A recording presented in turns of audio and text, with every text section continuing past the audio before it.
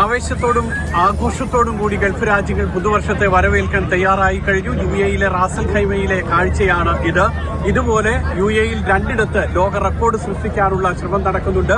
അബുദാബിയിൽ Zayed festival സിറ്റിയിൽ അവിടെ 1 മണിക്കൂറോളം നീണ്ടു നിൽക്കുന്ന കരിമരുന്ന് പ്രയോഗവും വെടിക്കെട്ടും ഡ്രോൺ ഷോയും ലേസർ ഷോയുമെല്ലാമായാണ് ലോക റെക്കോർഡ് സൃഷ്ടിക്കാൻ പോകുന്നത്. അതുപോലെ രണ്ടാമത് ലോക റെക്കോർഡിന്റെ ശ്രമം നടക്കുന്ന വേദിയാണ് ഇത്. റാസൽ ഖൈമയിലെ അൽ മർജാൻ ദ്വീപ്.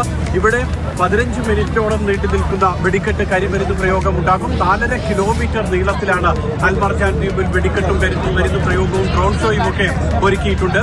അങ്ങനെ ഒരു ലോക റെക്കോർഡ് സൃഷ്ടിക്കാനുള്ള ശ്രമത്തിലാണ് UAE-യിലെ ആഘോഷങ്ങളുടെ ഏറ്റവും പ്രധാനപ്പെട്ട കേന്ദ്രം എന്ന് പറയുന്നത് ബുർജ് ഖലീഫ തന്നെയാണ്. ബുർജ് ഖലീഫ, അതോടൊപ്പം palm Jumeirah, Burj Al Arab തുടങ്ങിയിട്ടുള്ള വിവിധ സ്ഥലങ്ങളിൽ ഫെസ്റ്റിവൽ സിറ്റി, ഗ്ലോബൽ വില്ലേജിൽ എല്ലാം തന്നെ വലിയ ആവേശം, ആഹ്ലാദം, ആഘോഷമുണ്ട് പുതുവർഷത്തെ വരവേൽക്കാൻ. 7 രാജ്യങ്ങളിൽ പുതുവർഷം പിറക്കുന്ന സമയത്ത് ആഘോഷം ഒരുക്കുന്നുണ്ട്. ഗ്ലോബൽ വില്ലേജിൽ വലിയ ആവേശത്തോടും ആഹ്ലാദത്തോടും കൂടിയാണ് ഗൾഫ് രാജ്യങ്ങളെല്ലാം തന്നെ പുതുവർഷത്തെ വരവേൽക്കുന്നത്. അതേസമയം ഷാർജയിൽ വലിയ ആഘോഷമില്ല. പലസ്തീൻ ജനതയോട് ഐക്യദാർഢ്യം പ്രഖ്യാപിച്ചുകൊണ്ട് ഐക്യദാർഢ്യം പ്രഖ്യാപിച്ചുകൊണ്ട് അവിടെ ആഘോഷം ഒരുക്കിയിട്ടില്ല. മറ്റെല്ലായിടങ്ങളിലും തന്നെ വലിയ ആവേശത്തിൽ ആഘോഷത്തിൽ പുതുവർഷത്തെ സ്വീകരിക്കാൻ വേണ്ടി എല്ലാവരും തയ്യാറായി കഴിഞ്ഞു. റാസൽ ഖൈമയിൽ നിന്നും മുഖ്യർപ്പടിയിലൊപ്പം സുരേഷ് മണിമുറ്റം, മാതൃഭൂമി.